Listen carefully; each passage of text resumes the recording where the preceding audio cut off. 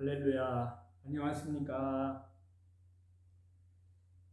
하나님 아버지의 사랑하심과 우리 주 예수 그리스도의 은혜와 평강이 저와 여러분 심령 속에 말씀과 성령님으로 더욱 충만하시기를 우리 주 예수 그리스도 이름으로 간절히 축원합니다. 오늘은요 룻기 28강째인데요. 제가 너무나 부족하지만요. 먼저 본문 말씀 보겠습니다. 룻기 4장 13절에서 17절인데요.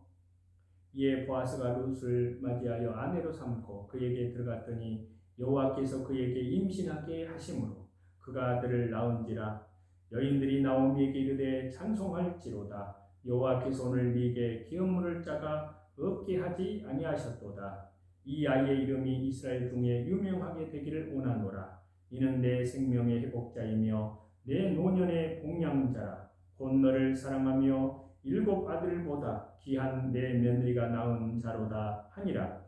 나오미가 아기를 받아 품에 품고 그의 양육자가 되니 그의 이웃 여인들이 그에게 이름을 지어주되 나오미에게 아들이 태어났다 하여 그의 이름을 오벳이라 하였는데 그는 다윗의 아버지인 이새의 아버지였더라.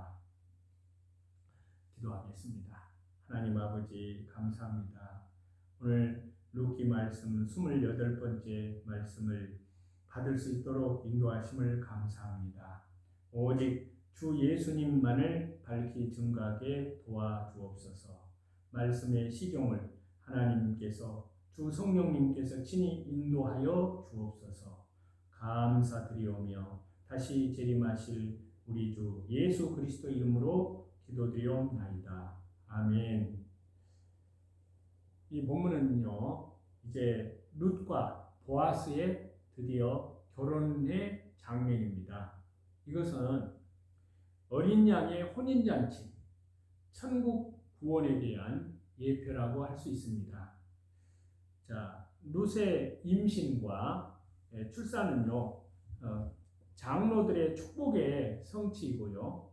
하나님께서 직접적으로 개입하신 사건이라는 것을 우리는 알 수가 있습니다. 자, 룻기 4장 13절을 보시면요. 이에 보아스가 룻을 맞이하여 아내로 삼고 그에게 들어갔더니 여호와께서 그에게 임신하게 하심으로 그가 아들을 낳은지라. 자, 룻과 보아스가 마침내 결혼을 하였습니다. 그리고 두 사람 사이에 아들이 태어나게 되었습니다. 남녀가 결혼하고 동침하여 아이를 갖는다는 것은요, 육적으로 보면 생물학적 결합으로 인한 사건입니다. 그런데 이 룻기 말씀에서는 룻과 보아스 사이에서 아들이 태어나는 것에 대해서 여호와께서 그에게 임신하게 하심으로 라고 기록하고 있습니다. 자, 여기 말씀에서 하심으로 번역된 영문의 표현을 보면요, 이것은 계속적인 용법인데요. 바로 히브리어에서 계속적인 이 용법의 경우에는 이제 미완료형은 완료가 되고 완료는 미완료가 됩니다. 그렇기 때문에 이것은 완료형으로 해석을 하고요. 룻과 보아스가 결혼을 해서 동침하자마자 하나님께서 즉각 개입하셔서 바로 아들을 낳게 해 주셨다는 그러한 의미를 함축합니다. 그래서 보아스와 룻의 이 결혼에도 결혼 이후에 이제 자녀가 태어나는 그 일에 대해서요, 하나님께서 이제 직접 개입하시는 그러한 일을 말씀하고 있습니다. 그래서 하나님께서 개입하셨고 축복하셨다는 그 의미가 이 표현 안에도 함축되어 있습니다. 룻이 이처럼 보아스와 결혼하고 아들을 낳음으로 그녀는 이제 과거에 야곱의 네 번째 아들이자 이스라엘 12지파의 조상 중에 하나인 유다의 며느리 다말이죠. 이스라엘의 가나안 정복 전쟁 때에 여리고 성의 기생이었다가 살몬과 결혼해서 보아스를 낳은 라합과 더불어서 이방 여인으로 예수님의 그 계보에 오르는 영광을 누리게 됩니다. 룻의 경우 앞에서도 말씀을 드렸듯이 모압의 여인입니다. 모압 사람들은 이스라엘 백성들에게 민수기 22장에 보면 적대적이었는데요. 그리고 바알보알 사건이라고 하여서 이스라엘로 하여금 광야에서 범죄케 하는 올무가 되기도 하였습니다. 그 내용이 이제 민수기 25장에 나오는데요. 그래서 모압 사람은 영원히 여호와의 총에 들어오지 못하도록 율법에 규정이 되어 있습니다. 그 내용이 신명기 23장에 나오는데요. 이처럼 혈통적으로 볼 때 모압의 딸 룻은 하나님의 백성과는 무관한 자입니다. 아무 관계가 없는 자예요. 그러나 자기 민족의 우상인 그모스를 버리고 온전히 여호와 하나님을 이제 신앙함으로 여호와 하나님께 오로지 순종함으로 하나님의 날개 그늘 아래 보호받고자 함으로 보아스를 만나서 결혼을 하였고 이제 아들을 낳음으로 인해서 그리스도의 조상이 되는 그러한 축복을 받았습니다. 이러한 결혼, 이러한 출산이 어찌 자연적, 생물학적 결과로만 취급될 수가 있겠습니까? 당연히 성경에 기록하신 말씀 그대로 하나님께서 창조주 하나님께서 개입하셔서 역사하신 바로 열매이자 결과입니다.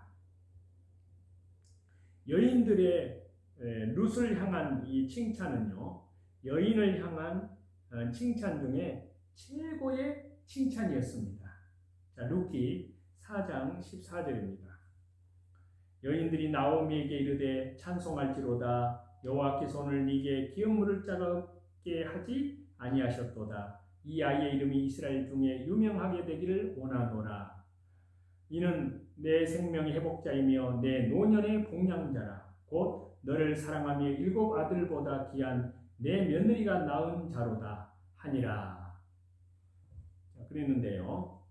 룻이 아들을 낳은 이후에 베들레헴의 여인들은 나오미에게 룻을 칭찬할 뿐만이 아니라 그 일로 인하여 하나님을 찬양합니다. 자, 이 말씀에서 룻을 칭찬하는 표현들을 살펴보면요, 당시에 예루살렘의 여인들이 룻을 얼마나 귀하게, 얼마나 존귀하게 하는지를 우리가 볼 수가 있는데요. 이제 간략하게 살펴보면요, 첫 번째는 내 생명의 회복자라고 칭찬을 합니다. 자, 이것은 돌아오다, 다시 오게 하다라는 뜻인데요. 그리고 여기에서 육적으로, 영적으로 생명 모두를 나타낼 수 있는 그러한 말씀인데요.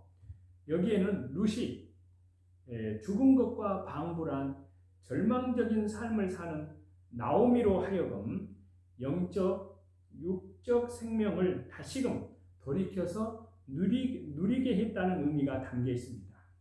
그 다음에 두 번째 칭찬에서요, 내 노년의 복량자라는 말을 하고 있는데요. 여기서 복량자라는 말은 히브리 말로 보면은 유지하다, 지속하다라는 그런 뜻이 있는데요. 이것은 강조하는 의미를 지닌 그러한 표현으로 꽉 잡다, 힘써 유지하다, 부양하다라는 그런 의미로 쓰였습니다. 자, 이것은 룻이 본래적으로 나오미를 복양하였지만 그에 더해서 아들까지 낳아서 나오미가 기르게 되었기 때문에 늙더라도 장성한 손자의 그런 복양을 통해서 완전히 안전한 삶을 살게 될 것을 뜻하고 있습니다. 그리고 이제 세 번째는요, 일곱 아들보다 귀한 자부라 그랬습니다. 자, 히브리어에서 일곱이라는 것은 완전 숫자입니다. 아들이라는 이 존재는요, 자기의 생명과도 같습니다. 더 나아가서 미래의 부모들을 복양할 자들로 평안한 삶을 보증해주는 그러한 존재들입니다. 하지만 룻은 일곱 아들보다 귀한 자부라고 칭송을 하고 있습니다. 자, 이것은 룻이 나오미에게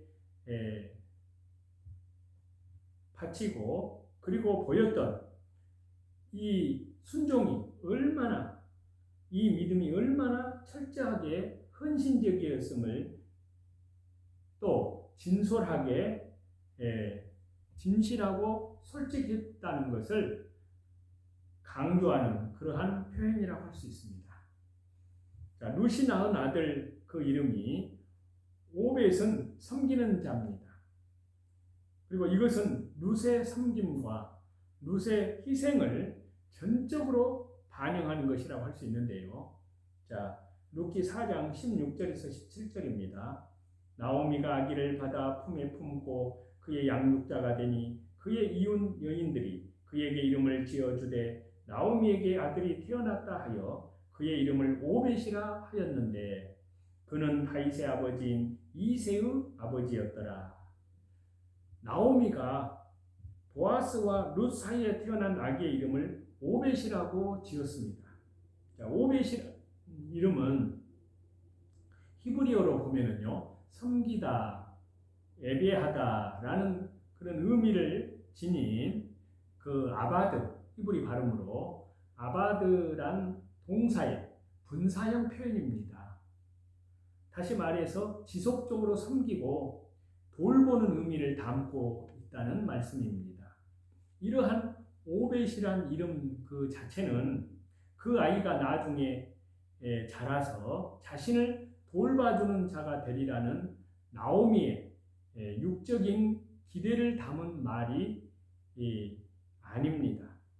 그 아이의 이름 오벳은 지금껏 한결같은 사랑과 믿음으로 자신을 섬겨온 룻에 대한 감사, 룻에 대한 감격 어린 인정의 의미가 담겨 있습니다. 자, 여기에서 나오미가 아들을 낳았다라고 기록해서 말씀하고 있는데요. 이 표현에도 계대 결혼, 보아스와 룻이 낳은 아들은 계대 결혼에 의해서 태어난 아이이기 때문에 다시 말해서 나오미의 남편인 엘리멜렉의 가문을 잇게 될 아이였습니다. 그것이 이제 룻기 4장 10절에 나오잖아요.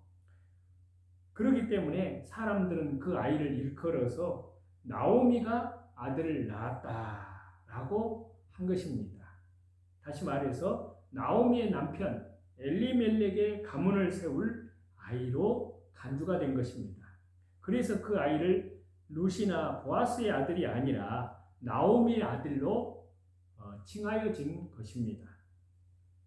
그래서 보아스가 룻을 맞이한 것은 요한계시록의 19장에서 말씀하시는 어린 양의 혼인잔치, 다시 말해서 천국 구원에 대한 그런 예표라고 할 수 있습니다. 자, 룻기 4장 13절을 보시겠습니다.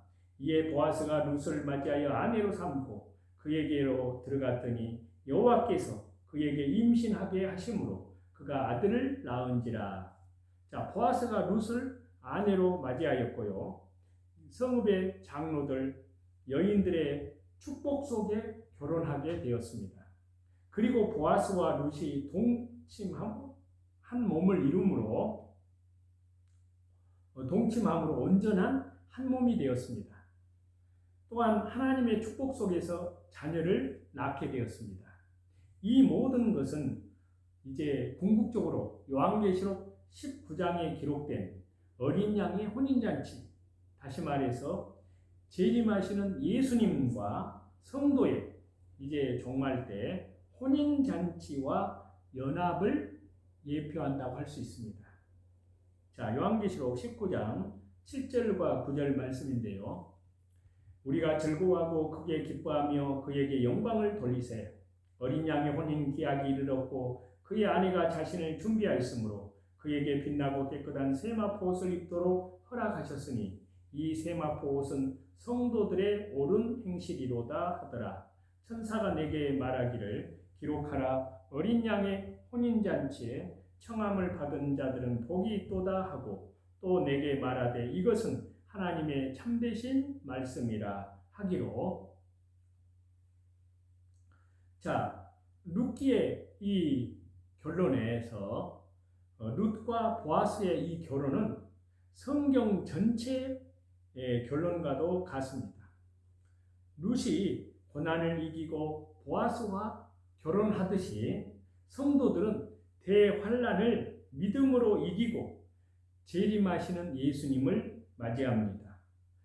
자, 룻기의 결론과 같이 우리의 믿음, 우리의 신앙의 궁극적인 방향은 우리의 미래의 모든 것이 다 이를 향하고 있습니다. 여인들이 나오미에게 찬송할지로다 라고 한 것은요, 천국에서 하나님과 어린 양 대신 예수님께서 영광을 받으실 것에 대한 예표입니다. 자, 룻기 4장 14절인데요. 여인들이 나오미에게 이르되 찬송할지로다. 여호와께서 오늘 네게 기업 물을 자가 없게 하지 아니하셨도다. 이 아이의 이름이 이스라엘 중에 유명하게 되기를 원하노라. 자, 룻기의 이 결론 부분에 가서 찬송이 터져 나오는데요.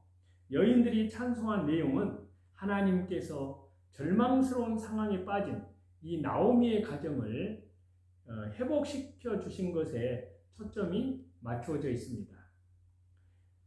그래서 이제 그녀에게 그 며느리를 통해서 기업 물을 자가 주어졌다는 것입니다. 이로써 나오미는 절망에서 나와서 온전한 소망을 가질 수 있게 되었습니다. 자, 룻기 이 말씀의 결론 부분에서 터져나온 여인들의 이 찬양은 죄와 환난 가운데서 건짐받음으로 천국을 소망하고 마침내 이를 누리게 된 참 성도들의 찬양과 연결된다고 할 수 있습니다. 자, 요한계시록 7장 9절에서 10절인데요. 이 일 후에 내가 보니 각 나라와 족속과 백성과 방언에서 아무도 능히 셀 수 없는 큰 무리가 나와 흰 옷을 입고 손에 종려가지를 들고 보좌 앞과 어린 양 앞에 서서 큰 소리로 외쳐 이르되 구원하심이 보좌에 앉으신 우리 하나님과 어린 양에게 있도다 하니. 자, 하나님 보좌 앞에 선 큰 무리들, 그들은 바로 요한계시록 7장 14절에 보시면 큰 환난에서 나온 자들이다 그랬습니다. 다시 말해서 대환난이라고 일컫는 크나큰 위기의 때, 창세 이후로 전무후무한 고난의 때를 이긴 자들입니다. 이들이 이처럼 고난을 이긴 것은 결코 자기의 힘이라든지 자기들의 경건을 통해서가 아닙니다. 오직 주 예수님의 은혜와 도우심, 하나님의 사랑, 하나님께서 주 성령님 7영을 통해서 보호하심 때문입니다. 이를 확신하였기 때문에 그들은 하나님을 찬송하고 예수님의 구원의 은혜를 소리 높여 외치고 있습니다. 또 외치고 선포하고 있습니다. 룻 당시에 나오미의 곤경과 절망을 돌이키시고 구원하신 하나님의 은혜를 베들레헴 여인들이 노래했듯이 찬송을 했듯이 이 시대, 그리고 정말 우리 주 예수 그리스도의 재림 때에도 참 성도들은 오직 주 예수님께, 오직 하나님께 찬양과 경배를 돌려드립니다. 나오미가 기업 물을 자를 주심을 감사한 것은요, 주 예수님께서 십자가 죽으심과 부활을 통해서 온 세상, 온 인류를 구원해 주신 그것에 대한 감사함의 예표라고 할 수 있습니다. 자, 룻기 4장 14절인데요. 여인들이 나오미에게 이르되 찬송할지로다. 여호와께서 오늘 네게 기업 물을 자가 없게 하지 아니하셨도다. 자, 기업 물을 자라는 것은 히브리 말로 고엘이라고 했는데요. 친족이 되다, 구속이 되다, 또 배상하다 이러한 의미를 지닌 이제 히브리 가알이라는 그 남성 단수의 분사형 표현입니다. 자, 이것은 1차적으로 룻이 보아스를 통해 아들을 낳음으로 나오미의 남편 엘리멜렉의 기업을 이을 수 있게 되었음을 지칭합니다.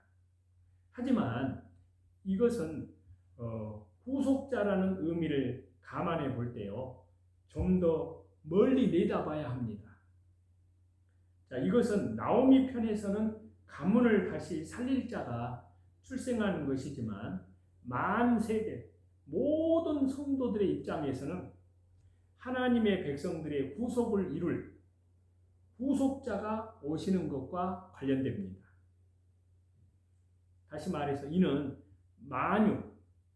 만민의 구속자로 오실 바로 초림과 재림 예수님을 향하고 있습니다. 이것은 룻기가 향하는 종말 재림의 관점에서 볼 때요, 예수님께서 온 인류를, 온 세상을 십자가로 구속해 주시는 것을 감사하는 내용과 연결됩니다. 그래서 요한계시록 1장 5절과 6절에 보시면요, 우리를 사랑하사 그의 피로 우리 죄에서 우리를 해방하시고 그의 아버지 하나님을 위하여 우리를 나라와 제사장으로 삼으신 그분에게 영광과 능력이 세세토록 있기를 원하노라. 아멘. 아멘. 그랬는데요. 룻기의 여인들의 이 노래는요, 요한계시록 이 처음 1장에 이 은혜로운 찬송과 감사의 이 찬양과 연결되는 말씀입니다. 자, 이 시대는 예수님이 유일한 구주 되심, 예수님의 십자가의 대속, 그 신앙마저도 지금 이 시대는 무너져가는 시대가 되고 말았습니다. 하지만 우리는 신구약 모든 성경에서 계속해서 반복해서 힘줘 강조하는 구속자를 향한 바로 재림, 대망, 오신 구속자이신 주 예수님을 향한 철통 같은 믿음을, 철통 같은 신앙을 굳건히 해야 합니다. 오직 주 예수님만을 인하여 기뻐하고 감사하고 늘 찬송이 끊이지 않아야 될 줄로 믿습니다. 그래서 신랑을 맞이해야 됩니다. 그래서 마태복음 25장 1절에요. 신랑 되신 예수님을 맞이해야 되는데요. 자, 마태복음 25장 1절을 보겠습니다. 그때 천국은 마치 등을 들고 신랑을 맞으러 나간 열 처녀와 같다 하리니. 또 마태복음 25장 6절을 보시면요, 밤중에 소리가 나되 보라 신랑이로다 맞으러 나오라 하매. 또 마태복음 25장 10절을 보겠습니다. 그들이 사러 간 사이에 신랑이 오므로 준비하였던 자들은 함께 혼인잔치에 들어가고 문은 닫힌지라. 룻과 보아스의 혼인의 모습은요, 처녀들이 이제 신랑을 맞이하는 모습으로 비유된 예수님 재림 때의 상황과 연결이 됩니다. 자, 이 마태복음 25장 이 말씀은 등을 들고 신랑을 맞이하는 열 처녀 비유로요, 예수님 재림 때에 대한 말씀입니다. 이 말씀에서 처녀들은 교회를 상징합니다. 그리고 밤중에 소리가 나되 신랑이로다 하면서 열 처녀를 깨우는 그 말씀은 마지막 때 잠들어버린 교회들을 향해서 예수님의 재림의 신앙으로 무장하여야 한다는 바로 성령님의 말씀에 대한 외침입니다. 이 소리를 듣고 모든 교회들이 일어납니다. 하지만 그날에 기름을 준비하듯이 성령님으로 무장한 교회, 신랑이 오신 오직 신랑이신 오직 주 예수님만 사모한 교회만이 어린 양 혼인잔치에 들어가게 됩니다. 룻이 다른 누구도 아니요 오직 보아스의 밭에서 이삭을 줍고 보아스만을 사모함으로 보아스와 혼인하게 되었듯이 우리도 마지막 때 오직 예수님 한 분만으로 바라보고 오직 주 예수님만 한 분만 사모해야 될 줄로 믿습니다. 그래서 어린 양의 혼인식이 있는데요. 자, 요한계시록 19장 7절에서 8절을 보시겠습니다. 우리가 즐거워하고 크게 기뻐하며 그에게 영광을 돌리세 어린 양의 혼인 기약이 이르렀고 그의 아내가 자신을 준비하였으므로 그에게 빛나고 깨끗한 세마포 옷을 입도록 허락하셨으니 이 세마포 옷은 성도들의 옳은 행실이로다 하더라. 자, 요한계시록 19장의 이 말씀은요. 예수님께서 재림하실 때 어린 양의 혼인잔치의 모습입니다. 다시 말해서 오직 주 예수님 신앙, 그 믿음을 지킨 참 교회, 신랑 되신 예수님과의 영광스러운 연합의 모습을 단적으로 묘사해서 말씀하고 있습니다. 이것 또한 룻과 보아스의 결혼식과 똑같은 말씀입니다. 계시가 이미 주어졌지만 시간이 갈수록 뚜렷해집니다. 예수님의 재림에 대한 축복은 이미 말씀으로 주어져 있지만 시대가 갈수록 더 뚜렷해집니다. 재림 때 다 드러나고 그대로 다 이루어집니다. 여기에서 어린 양의 혼인식은 크게 기뻐할 일입니다. 예수님께 영광을 돌리는 일이요. 또 기약이 이루고 성취되는 일이요. 예수님의 아내인 신부가 자신을 온전히 다 준비하는 일입니다. 또 예수님께서 옳은 행실을 한 성도들, 즉 그 신부에게 빛나고 깨끗한 세마포 옷을 입도록 허락하시는 일이 펼쳐진다는 말씀입니다. 룻이 보아스와 혼인식 때 크게 기뻐했고 보아스에게 감사하면서 모든 소망이 성취되었음을 체험하였습니다. 그래서 신부로서 보아스가 준 예복을 입고 자기를 단장했습니다. 이 모든 모습은 육적으로만 보면 우리와 아무 상관없는 그러한 말씀이지만 예수님 은혜 안에서 보면 주 예수 그리스도 은혜 안에서 보면 이 가운데 너무나 아름답고 너무나 영광스러운 예수님의 재림에 대한 진리가 담겨 있음을 우리는 깨달을 수가 있습니다.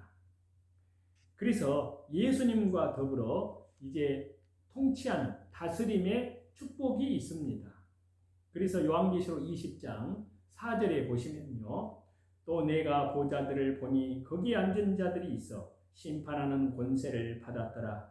또 내가 보니 예수님을 증언함과 하나님 말씀 때문에 목배임을 당한 자들의 영혼들과 또 짐승과 적그리스도와 그의 우상에게 경배하지 아니하고 그들의 이마와 손에 그의 표를 받지 아니한 자들이 살아서 그리스도와 더불어 1000년 동안 왕노릇하니. 또 창세기 1장 28절을 보시면요. 하나님께서 그들에게 복을 주시며 하나님이 그들에게 이르시되 생육하고 번성하여 땅에 충만하라. 땅을 정복하라. 바다의 물고기와 하늘의 새와 땅에 움직이는 모든 생물을 다스리라 하시니라. 자, 룻과 보아스가 결혼을 하고요. 자녀를 낳은 것은 죄가 없는 최초의 낙원, 에덴 동산의 축복을 회복하는 것입니다. 이 축복 중에 가장 중요한 내용 중에 하나가 바로 다스림의 축복입니다. 이 축복이 어떻게 이루어지게 될까요? 바로 천년 왕국에서 우리가 그리스도와 더불어 1000년 동안 왕노릇함으로 이루어지게 됩니다.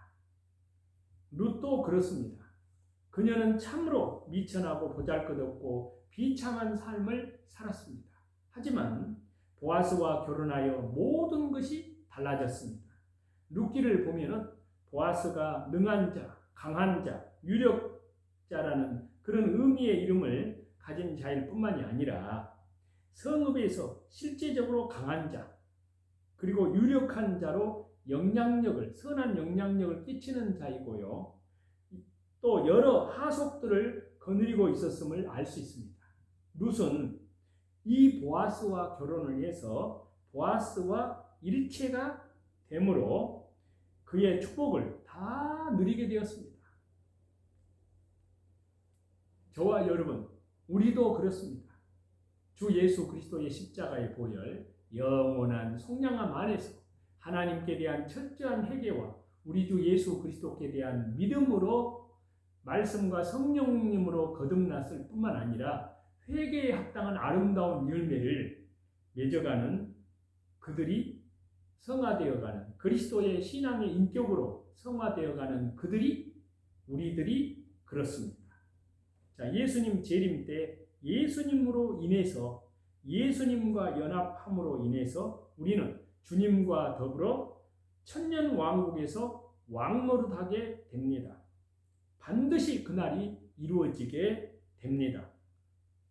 그러한 것을 알고 우리는 그날을 소망하면서 밖으로는 복음 사경회를 통해서 날마다 이뤄진 영혼들이 하나님께 회개하여 회심하여 돌아오는 구원의 역사가 계속 일어나기를 우리 주 예수 그리스도의 이름으로 그 일에 쓰임받는 동참하는 저와 여러분이 다 되시기를 우리 주 예수 그리스도 이름으로 간절히 축원합니다. 기도하겠습니다. 하나님 아버지 감사합니다. 주님께서 재림하시는 그날을 사모합니다. 어린 양의 혼인잔치에 한 사람도 실족됨이 없이 또 밖으로는 계속해서 주님 오시는 그날까지 성령님의 거룩한 역사로 권능의 손길로 날마다 복음 사경회를 통해서 계속해서 이뤄진 영혼들이 하나님께 돌아와 구원받는 역사가 일어나게 하여 주옵소서. 감사드리오며 다시 재림하실 우리 주 예수님의 이름으로 기도드리옵나이다. 아멘. 찬송 드리시겠습니다. 찬송 23장입니다.